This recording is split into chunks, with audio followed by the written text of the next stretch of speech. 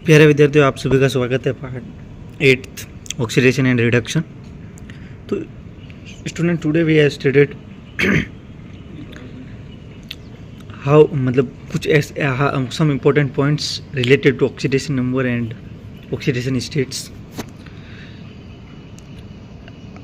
पिछले चैप्टर में हमने पढ़ा था कि ऑक्सीडेशन नंबर कैसे निकालते हैं, उनके कुछ रूल्स, होमोडायटोमिक, हेट्रोडायटोमिक और कोऑर्डिनेट बॉन्ड के वो ब्रेक डाउन कैसे करते हैं, उनके माइनस किधर आता है, प्लस किधर आता है, ये पढ़ता है। तो आज भी कुछ आगे बढ़ते हैं और कुछ इंपॉर्टेंट पॉइंट पढ़ते हैं हम। तो विद्यार्थी देखिएगा, आप यहाँ पर क्या होता है कि कुछ इंपॉर्टेंट पॉइंट्स होते हैं जो आपको काफ़ी हेल्प करेंगे। तो विद्यार्थियों, आप यहाँ पर देख सकते हैं सारे धातु एल्किली मेटल्स जो होते हैं HLI NaK RbCS, ये जो होते हैं ये फर्स्ट एक जो एलिमेंट्स है, फर्स्ट एक ग्रुप के जो एलिमेंट्स है, वो क्रिया करने पर ऑक्सीडेशन नंबर उनका सदैव कितना आता है, +1। तो ऑक्सीडेशन नंबर सदैव ही +1 आता है। तो विद्यार्थियों, यहाँ पर सदैव ही +1 आता है, यानी कि ये बहुत ही आपको याद रखने वाली चीज़ है कि सदैव 1 क्यों आता है यहाँ पर। तो विद्यार्थियों, अब नेक्स्ट देखिएगा आप कि यहाँ पर ये जो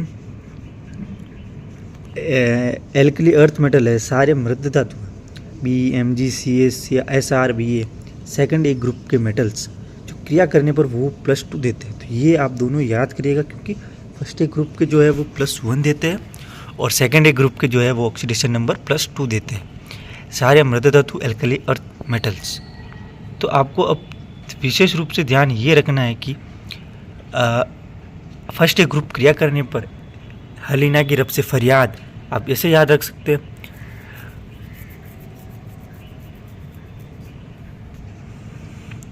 और जो सेकंड एक ग्रुप है वो +2 देते हैं, आपको ये याद रखनी पड़ेगी दोस्तों। अब देखिए दोस्तों, अगला हमारा जो टॉपिक है वो है H का ऑक्सीडेशन नंबर। अब ये भी आप दो तरीके से चलते हैं। H का जो ऑक्सीडेशन नंबर है वो देखो विद नॉन मेटल अधातु के साथ और विद मेटल्स धातु के साथ, विद नॉन मेटल अधातु के साथ, विद मेटल्स धातु के साथ, तो और विद हाई इलेक्ट्रॉन एलिमेंट, ज़्यादा विद्युत तत्व, या फिर लो इलेक्ट्रोनेगेटिविटी, या फिर मोर इलेक्ट्रोपॉजिटिव एलिमेंट के साथ। तो देखिएगा, जब ये नॉन मेटल या हाई इलेक्ट्रोनेगेटिव एलिमेंट के साथ रिएक्ट करता है तो ये इसका ऑक्सीडेशन नंबर वो +1 आता है। जस्ट एग्जांपल देखिएगा, HF -1 +1 H का, HCl हाई इलेक्ट्रोनेगेटिविटी है इससे, तो उसका कितना आ गया, +1। इसी प्रकार जब आप देखिएगा यहाँ पर हाई इलेक्ट्रोनेगेटिव, लो इलेक्ट्रोनेगेटिविटी या मोर इलेक्ट्रोपॉजिटिव एलिमेंट के साथ ये रिएक्ट करता है या फिर मेटल्स के साथ रिएक्ट करता है, तो यहाँ आप इसके ऊपर -1 ऑक्सीडेशन इसका नंबर होता है, इसके ऊपर -1 चार्ज आता है। जस्ट एग्जांपल देखिए आप, LiH लिथियम हाइड्रोक्साइड, इसमें जो लिथियम हाइड्राइड, इसमें जो देखिए आप LiH, L के ऊपर +1 है, Li के ऊपर +1 है और H के ऊपर -1 है। साथियों, इसके आगे कुछ महत्वपूर्ण पॉइंट है जो काफ़ी महत्वपूर्ण है आपके लिए भी और हमारे लिए भी। कैसे देखिए, नोट, मेटल हाइड्राइड में H का ऑक्सीडेशन नंबर -1 होता है। मेटल हाइड्राइड में H का ऑक्सीडेशन नंबर जो है हमेशा ही -1 होता है। मेटल हाइड्राइड, जो चीज़ें ये रहा वो मेटल हाइड्राइड का एग्जांपल समझ सकते हैं। मेटल के जब वो हाइड्राइड बनाता है तो ऑक्सीडेशन नंबर हमेशा -1 होता है। और generally oxidation number of halogen, सामान्यतः हेलोजन का जो ऑक्सीडेशन नंबर है, हेलोजन मतलब कि ClBrIf जो है ये हेलोजन कहलाता है, तो ये जो है वो -1 इनका ऑक्सीडेशन नंबर होता है। विद्यार्थियों, आप ध्यान रखिएगा। अब देखिए, बट कुछ एग्जांपल ऐसे हैं, Cl की मैं बात करूँ तो जब हम इसमें Cl का ऑक्सीडेशन नंबर निकालते हैं दोस्तों, तो इसमें क्या होता है कि कुछ अलग आता है, वो मैं आपको समझाता हूँ कैसे आता है। इसके ऊपर देखिए आप Cl, आपको मैंने ट्रिक बता रखी, उस ट्रिक से आप फाउंड आउट करिएगा। इसको ज़्यादा एक्स मेथड से मत इसके ऑक्सीडेशन नंबर याद करिएगा, आप ट्रिक देखिए। आप यहाँ पर ऑक्सीजन के ऊपर कितना चार्ज है, -2 चार्ज है, एक ही ऑक्सीजन है, तो एक ही ऑक्सीजन है, -2 चार्ज है। तो जब -2 चार्ज है तो तो फिर देखिएगा आप -2 चार्ज है, तो इसको कितने की ज़रूरत और है, तो इसको +1 की Cl+1 दे देगा और H+1 दे देगा। तो ये हो गया। इसको आप भी ट्रिक से फाइंड आउट करेगा। तो इसको मतलब कि इसका जो Cl का जो ऑक्सीडेशन नंबर है वो कितना है, +1, ऑक्सीडेशन नंबर +1 है इसका। इधर भी वो ट्रिक लगाइए आप, यहाँ पर -4 हो जाएंगे, तो ये Cl+3 हो जाएगा और ये +1 हो जाएगा। तो इधर ये इसका ऑक्सीडेशन नंबर +3 हो जाएगा। इसका देखिएगा ऑक्सीडेशन नंबर +5 हो जाएगा। कैसे, -6 ये देगा, -6 ये देगा, +5 Cl देगा, +1 ये देगा। इधर हो जाएगा -8 ये देगा ऑक्सीजन, 4 ऑक्सीजन, तो ये +7 हो जाएगा और ये +1 हो जाएगा। तो ये हो जाएगा +7। अब विद्यार्थी नीचे देखेगा, ये सब तो आपने निकाल दी कि HClO में +1 आती Cl की, HClO2 में +3 आती है,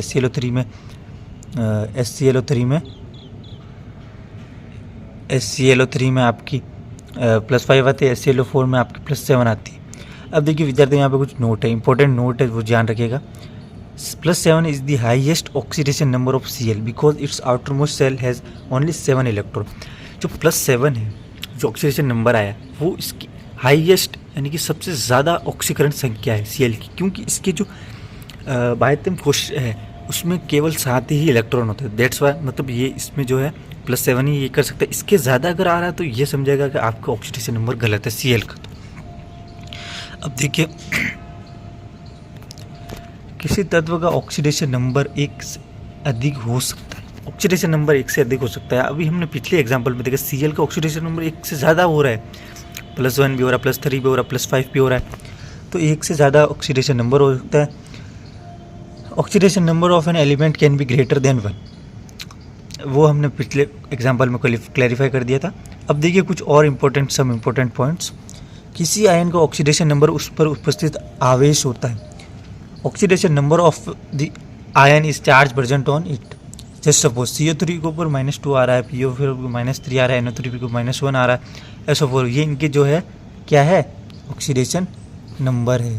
जैसे H के ऊपर +1 आ रहा है तो वो भी इसका ऑक्सीडेशन नंबर है, N3 के ऊपर ये -3 आ रहा है, वो भी इसका ऑक्सीडेशन नंबर है, N के ऊपर -2 आ रहा है, ये इसका ऑक्सीडेशन नंबर है।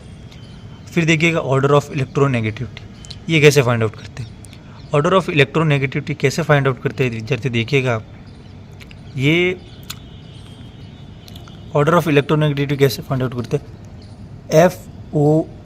FON, फोन से आप याद रखिएगा सबसे ज़्यादा जो है फ्लोरीन, ऑक्सीजन, फिर नाइट्रोजन की आती है, और नाइट्रोजन और Cl में बराबर समानता होती है, लगभग थोड़ा सा डिफरेंस होता है, इसलिए इन दोनों को साथ में भी आप लिख सकते हैं। फिर Br, IC और फिर कार्बन, फिर हाइड्रोजन, ये आप याद रखिएगा, आपके बहुत काम की चीज़ है ये। लेकिन दोस्तों कुछ एक्सेप्शन भी आता है। अब बात आता है अकॉर्डिंग टू पोलिंग एक साइंटिस्ट है जिन्होंने वैलेंस बॉन्ड थ्योरी दी थी। उनके अनुसार क्या होता है कि P और H कंपैरिजन में ही है, बाकी तो ये अलग अलग होता है। जब P और H का कंपैरिजन होता है तो P की जो है फॉस्फोरस की जो है वो इलेक्ट्रोनेगेटिविटी हमेशा ज़्यादा रहेगी। फिर S और कार्बन में जब करेंगे, सल्फर और कार्बन में करेंगे तो S सल्फर की ज़्यादा रहेगी हमेशा। दोस्तों क्लोरीन और नाइट्रोजन को जब हम कंपेयर करेंगे तो क्लोरीन का हमेशा ही ज़्यादा रहने वाला है यहाँ पर, ठीक है। दोस्तों यहाँ पर PH3 लिया, यहाँ पर आपको P का जो है वो ऑक्सीडेशन नंबर निकालना है। दोस्तों निकालते देखिए क्या होता है। अगर हम डायरेक्ट मेथड से करें तो वैसे ही हो जाता है, P का प्लस H का +3 3 का, और यहाँ माइनस का 3 हो जाएगा ये। तो डायरेक्ट ये भी निकल सकता है, बट आप डायरेक्ट मत निकालिए, एक्स मेथड से भी देख लेते हैं। ठीक, तो यही है, देखिएगा +x +3,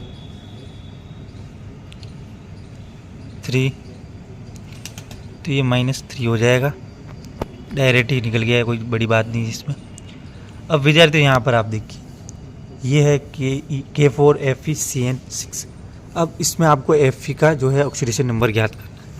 तो इसमें क्या होगा कि देखिएगा इसका जो ऑक्सीडेशन नंबर है वो +4 आ रहा है। आप डायरेक्ट ट्रिक से देखिए, ये -6 हो जाएगा, -1 चार्ज होता है 6, तो ये +4 ये दे रहा है, तो बचा कितना,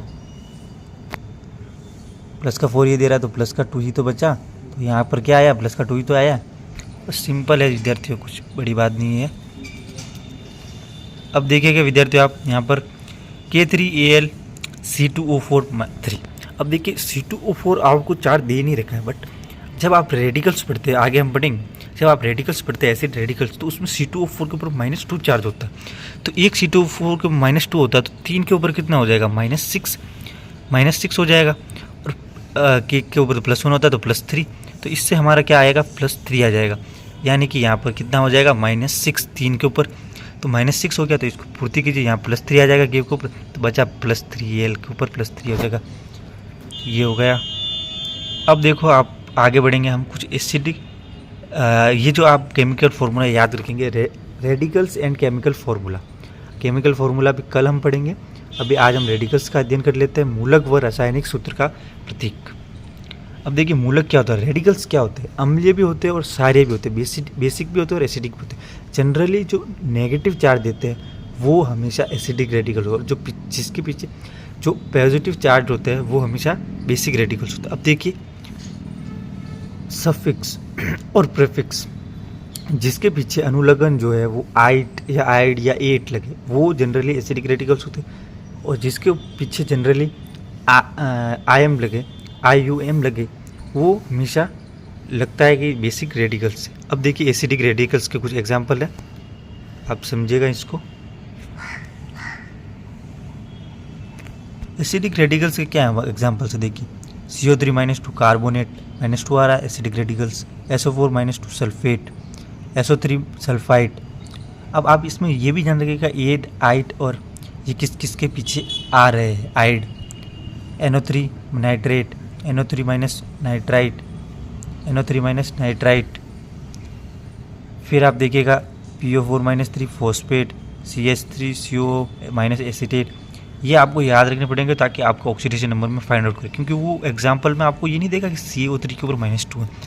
जिस प्रकार C2O4 दिया था उसके ऊपर -2 चार्ज प्रेजेंट होता है, ऑक्सीलेट, SCO3 बाइकार्बोनेट, फिर बोरेट BO43- बोरेट, फिर HOH- hydroxide, MnO4 permanganate, MnO4-2 magnet, dichromate.